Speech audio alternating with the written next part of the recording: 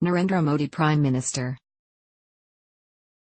Modi was sworn in as the Prime Minister of India on May 26, 2014 at the Rashtrapati Bhavan. He became the first Prime Minister born after India's independence from the British Empire. His first cabinet consisted of 45 ministers, 25 fewer than the previous United Progressive Alliance (UPA) government. 21 new ministers were added to the Council of Ministers in November 2014. During his premiership, India rose to the 77th rank from 142nd in the 2018 Ease of Doing Business ranking by World Bank. Economic policies. The economic policies of Modi's government focused on privatization and liberalization of the economy, based on a neoliberal framework. Modi liberalized India's foreign direct investment policies, allowing more foreign investment in several industries, including in defense and the railways. Other reforms included removing many of the country's labor regulations to make it harder for workers to form unions and easier for employers to hire and fire them. These reforms met with support from institutions such as the World Bank, but opposition from scholars within the country. The labor reforms also drew strong opposition from unions. On September 2, 2015, 11 of the country's largest unions went on strike, including one affiliated with the BJP. The Bharatiya Mazdoor Sangh, a constituent of the Sangh Parivar, stated that the underlying motivation of labor reforms favored corporations over laborers. In his first budget, Finance Minister Arun Jaitley promised to gradually reduce the budgetary deficit from 4.1% to 3% over 2 years, and to divest from shares in public banks.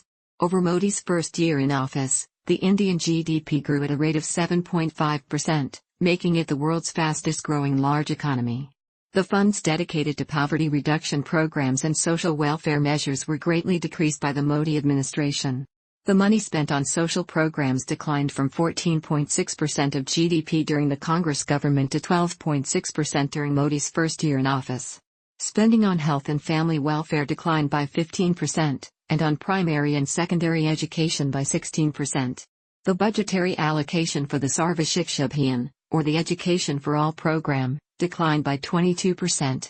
The government also lowered corporate taxes, abolished the wealth tax, and reduced customs duties on gold, jewelry, and increased sales taxes. In October 2014, the Modi government deregulated diesel prices, and later increased taxes on diesel and petrol.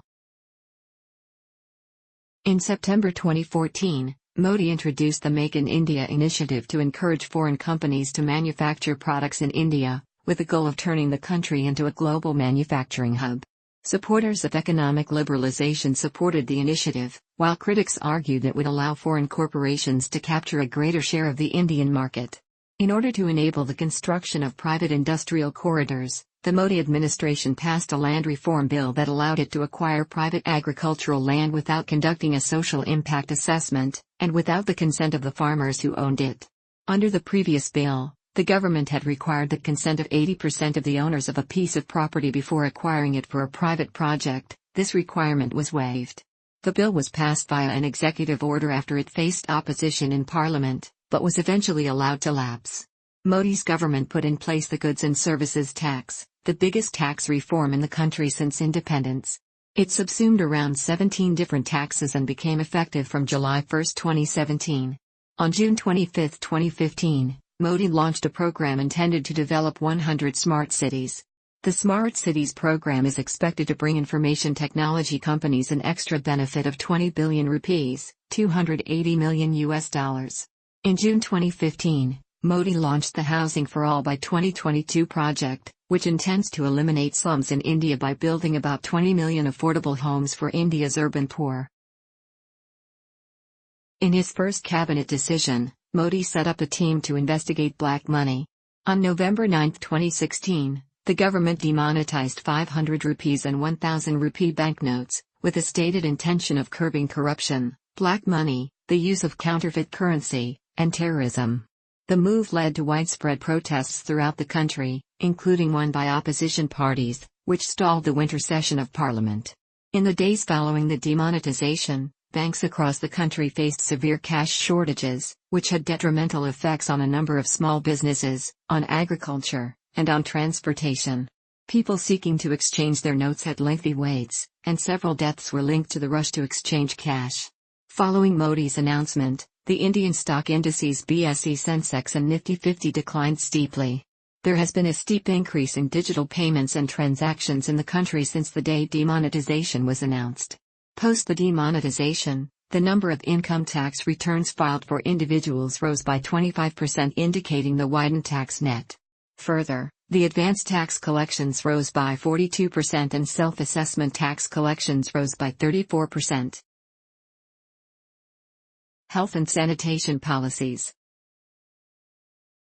In his first year as Prime Minister, Modi reduced the amount of money spent by the central government on healthcare. The Modi government launched New Health Policy, NHP, in January 2015. The policy did not increase the government's spending on healthcare, instead emphasizing the role of private healthcare organizations. This represented a shift away from the policy of the previous Congress government, which had supported programs to assist public health goals, including reducing child and maternal mortality rates. The National Health Mission, which included public health programs targeted at these indices, received nearly 20% less funds in 2015 than in the previous year. 15 national health programs, including those aimed at controlling tobacco use and supporting healthcare for the elderly, were merged with the National Health Mission. In its budget for the second year after it took office, the Modi government reduced healthcare spending by 15%. The healthcare budget for the following year rose by 19%. The budget was viewed positively by private insurance providers. Public health experts criticized its emphasis on the role of private healthcare providers, and suggested that it represented a shift away from public health facilities. The healthcare budget rose by 11.5% in 2018.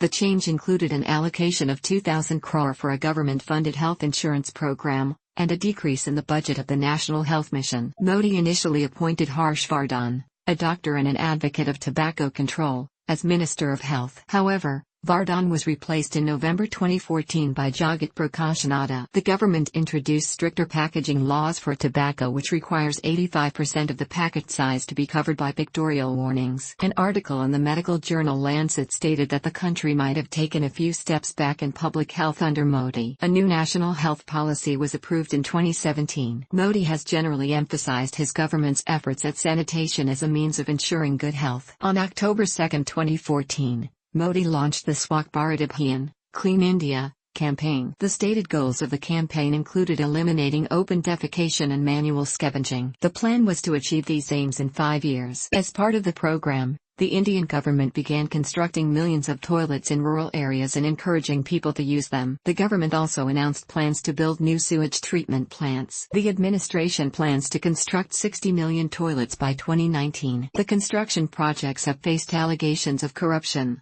and have faced severe difficulty in getting people to use the toilets constructed for them. Since the launch of scheme, sanitation cover in the country has increased from 38.7% in October 2014 to 84.1% in May 2018. But people are not using them due to various reasons. World Health Organization, WHO, has in its report stated that at least 180,000 diarrheal deaths were averted in rural India since the launch of the Swachh Bharat mission. Ayushman Bharat Yojana was launched by Prime Minister on September 23, 2018, to provide health insurance to 500 million beneficiaries. More than 1 lakh people have taken benefit of the scheme till October 2018. Hindutva and education policy. During the 2014 election campaign, the BJP sought to identify itself with political leaders known to have opposed Hindu nationalism, including B.R. Ambedkar, Subhas Chandra Bose, and Ram Manohar Lohia. The campaign also saw the use of rhetoric based on Hindutva, however, by BJP leaders in certain states. Communal tensions were played upon, especially in Uttar Pradesh and the states of northeast India. A proposal for the controversial Uniform Civil Code was a part of the BJP's election manifesto. Several state governments headed by the BJP have enacted policies aligned with Hindutva after the election of Modi as Prime Minister. The government of Maharashtra banned the killing of cows in 2014. The Modi administration has generally avoided directly supporting policies related to a Hindutva agenda. There has been an increase in the activities of a number of other Hindu nationalist organizations, sometimes with the support of the government. The incidents included a Hindu religious conversion program, a campaign against the alleged Islamic practice of love jihad, and attempts to celebrate Nathuram Godse, the assassin of Mahatma Gandhi, by members of the right-wing Hindu Mahasabha. The attempts at religious conversion have been described by the VHP and other organizations involved with them as attempts at reconversion from Islam or Christianity. There have been a number of reports of intimidation or coercion of the subjects during these attempts. Officials in the government, including the Home Minister, have defended the attempts. There were additional incidents of violence targeted at religious minorities by Hindu nationalists. Modi refused to remove a government minister from her position after a popular outcry resulted from her referring to religious minorities as bastards. Commentators have suggested, however, that the violence was perpetrated by radical Hindu nationalists to undercut the authority of Modi. The Modi administration appointed Yallapragada Sudarshan Rao, who had previously been associated with the RSS, chairperson of the Indian Council of Historical Research, ICHR. In reaction to his appointment, other historians and former members of the ICHR, including those sympathetic to the ruling party, questioned his credentials as a historian. Several stated that the appointment was part of an agenda of cultural nationalism. The government began formulating a new education policy, or NEP, soon after its election. As of March 2016, this policy had yet to be implemented. This was the third education policy introduced by the Indian government, following those of 1968 and 1986. The policy was described as having overtones of Hindutva. The RSS had a role in its creation, and it did not explicitly mention the goals of socialism, secularism and democracy that had been mentioned in the first two policies.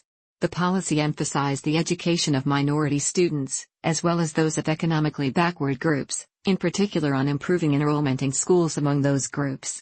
The policy proposed bringing religious educational institutions under the Right to Education Act. There was also a debate about removing caste-based reservation in favor of reservation based on income, a move supported by the RSS, but which was criticized as being discriminatory on the basis of caste. Foreign policy. Foreign policy played a relatively small role in Modi's election campaign, and did not feature prominently in the BJP's election manifesto. Modi invited all the other leaders of SAARC countries to his swearing-in ceremony as Prime Minister. He was the first Indian Prime Minister to do so. Modi's foreign policy, similarly to that of the preceding incorporated government, focused on improving economic ties, security, and regional relations. Modi continued Manmohan Singh's policy of multi-alignment. The Modi administration tried to attract foreign investment in the Indian economy from several sources, especially in East Asia, with the use of slogans such as Make in India and Digital India. As a part of this policy, the Modi government completed India's application to join the Shanghai Cooperation Organization, which is led by China and Russia. SCO. The government also tried to improve relations with Islamic nations in the Middle East, such as Bahrain, Iran, Saudi Arabia, and the United Arab Emirates, as well as with Israel. Modi added 5 bilateral strategic partnerships to the 25 that had been agreed by his predecessors Singh and Vajpayee. During the first few months after the election, Modi made trips to a number of different countries to further the goals of his policy, and attended the BRICS, ASEAN, and G20 summits. One of Modi's first visits as Prime Minister was to Nepal, during which he promised $1 billion in aid. Modi also made several overtures to the United States, including multiple visits to that country. While this was described as an unexpected development, due to the U.S. having previously denied Modi a travel visa over his role during the 2002 Gujarat riots, it was also expected to strengthen diplomatic and trade relations between the two countries. In 2015, the Indian Parliament ratified a land exchange deal with Bangladesh about the India-Bangladesh enclaves, which had been initiated by the government of Manmohan Singh. Modi's administration gave renewed attention to India's Look East policy, instituted in 1991. The policy was renamed the Act East Policy, and involved directing Indian foreign policy towards East Asia and Southeast Asia. The government signed agreements to improve land connectivity with Myanmar, through the state of Manipur. This represented a break with India's historic engagement with Myanmar, which prioritized border security over trade. As of July 2016, Modi had made 51 trips to 42 countries with the intent of strengthening diplomatic relations. Defense policy. The BJP election manifesto had also promised to deal with illegal immigration into India in the northeast, as well as to be more firm in its handling of insurgent groups. During the election campaign, Modi said that he would be willing to accommodate Hindu migrants who were being persecuted in Bangladesh, but those that came with political objectives would have to be sent back. The Modi government issued a notification allowing Hindu, Sikh, and Buddhist illegal immigrants from Pakistan and Bangladesh to legalize their residency in India. The government described the measure as being taken for humanitarian reasons, but it drew criticism from several Assamese organizations. Modi continued the previous incorporated administration's policy of increasing military spending every year, announcing an increase of 11% in the military budget in 2015. This increase was larger than the average growth under the Congress. The Modi administration negotiated a peace agreement with the largest faction of the National Socialist Council of Nagaland, NSCM, which was announced in August 2015. The Naga insurgency in northwest India had begun in the 1950s. The NSCM and the government had agreed to a ceasefire in 1997, but a peace accord had not previously been signed. In 2015, the government abrogated a 15-year ceasefire with the Kaplang faction of the NSCM, NSCMK. The NSCMK responded with a series of attacks, which killed 18 people. The Modi government carried out a raid across the border with Myanmar as a result, and labeled the NSCMK a terrorist organization. Modi has repeatedly stated that Pakistan was an exporter of terrorism. On September 29, 2016, the Indian Army stated that it had conducted a surgical strike on terror launch pads in Azad Kashmir, although Pakistan denied the claim, and the details of the confrontation are still in dispute. Environmental policies. In naming his cabinet, Modi renamed the Ministry of Environment and Forests the Ministry of Environment, Forests, and Climate Change. In the first budget of the government, the money allotted to this ministry was reduced by more than 50%. The new ministry also removed or diluted a number of laws related to environmental protection. These included no longer requiring clearance from the National Board for Wildlife for projects close to protected areas, and allowing certain projects to proceed before environmental clearance was received. The government also tried to reconstitute the Wildlife Board such that it no longer had representatives from non-governmental organizations. However, this move was prevented by the Supreme Court. Modi also relaxed or abolished a number of other environmental regulations, particularly those related to industrial activity. A government committee stated that the existing system only served to create corruption, and that the government should instead rely on the owners of industries to voluntarily inform the government about the pollution they were creating. Other changes included reducing ministry oversight on small mining projects, and no longer requiring approval from tribal councils for projects inside forested areas. In addition, Modi lifted a moratorium on new industrial activity in the most polluted areas in the countries. The changes were welcomed by business people, but criticized by environmentalists. Under the UPA government that preceded Modi's administration, field trials of genetically modified, GM, crops had essentially been put on hold, after protests from farmers fearing for their livelihoods. Under the Modi government, these restrictions were gradually lifted. The government received some criticism for freezing the bank accounts of environmental group Greenpeace, citing financial irregularities, although a leaked government report said that the freeze had to do with Greenpeace's opposition to GM crops. Governance and other initiatives. Modi's first year as Prime Minister saw significant centralization of power relative to previous administrations. Modi's efforts at centralization have been linked to an increase in the number of senior administration officials resigning their positions. Although the government has a majority of seats in the Lok Sabha, it does not have one in the Rajya Sabha, which led to its policies frequently being stymied there. Thus, Modi resorted to passing a number of ordinances to enact his policies, leading to further centralization of power.